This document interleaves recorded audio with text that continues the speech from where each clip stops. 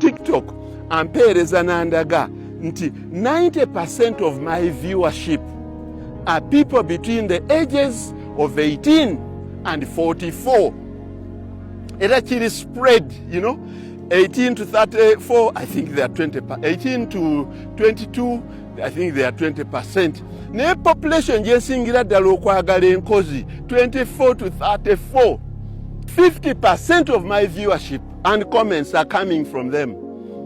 Nentunulira nti okuva ku 45 to 55 ne bakendeeramu aba 55 myaka 5 okweyongerayo bali 3 over 4%. Abo sibaagala, sikyalina kye mbasomesa. Abo sibaagala. Era singa omuntu yali ategeera gyali badde atunula n'agamba nti omusajja ono ng'akoze revolution in the youth, abaana basiimye, abavubuka basiimye. I've only shared one disappointment. Disappointment is the gender issue. That 80% of my viewership and comment and following are male youth, abavubuka abato. This is why I call upon the feminists, abantu abalwanirira ennyo abakyala, mubagambe nti statistics zibalaze nti ku bintu ebirina omulamu eby'omugaso osanga mubigenderako katono. The 20% eya female nayo following ebintu ebyokukola, I salute you, mbasanyukidde nnyo.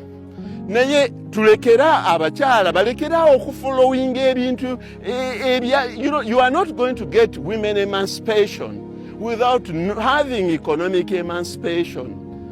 Even the policy makers, abaana tubadde nga tubagamba nti abavubuka tebaagala kukola. Ekyo kiki? Kati gwe mbuulira zizino ziri ssaawa 5 twamaze dde okusimba okuva eri waggulu. Ekyo kiki? Kati gwe mbuulira we bunaatuukira olw'eggulo bateme kasooli ono bateme wano, tunaaba tusimbye acres meka?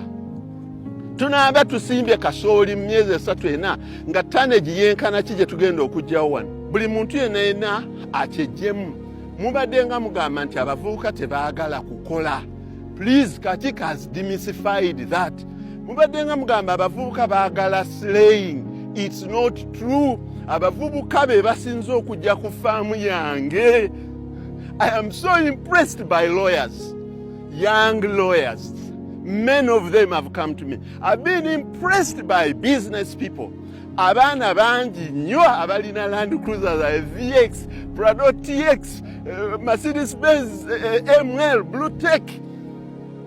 Bangi nnyo baze ku faamu yange. Bangi era abo mbawa time yange ne tubonga ne tunyumirwa. Abo mbanyumirwa nnyo. Naffe abawansi abaagala nina eka yange emu. Oyo nina eka yange emu, situka busitusi jangu ku faamu yange. Nja kukuwa bye weetaaga. Sirina siguzangako muntu yenna ngamba nti nina ekazi zange 3, nina ente zange 2, nina embuzi zange 3, ne mugamba nti Silage wuuyo mpaayo omutwalo. Sirina muntu gwe nali nkyagize siringi n'emu. Nja kusalutingayo abantu abamu abaweereza sente ku mobile money yange nga bakiyita consultants. Can you imagine? Omukakera Katonda gwe yaba yamuwa. Omuntu n'akuweereza miliyoni ya sente n'agamba consultants, please accept it. Kubanga kennayogeddemu naawe ebirowoozo byawe byakyuse nnyo. Container mbadde ngenda kutikka container 4. Kati ngenda kutikka container 2. Banoonyeze ettaka ne manze sinoonya ttaka. Naye muzeeyi ne bw'onooba tonoonyereza kyenjize kyendabye wano kyokola kimpadde essuubi ng'omwana akugamba ali 34 ali mu Land Cruiser TX n'agamba nti kyenjize olwaleero ntegedde obugagga obw'ensibo buba bufaanana butya. Kyekyo.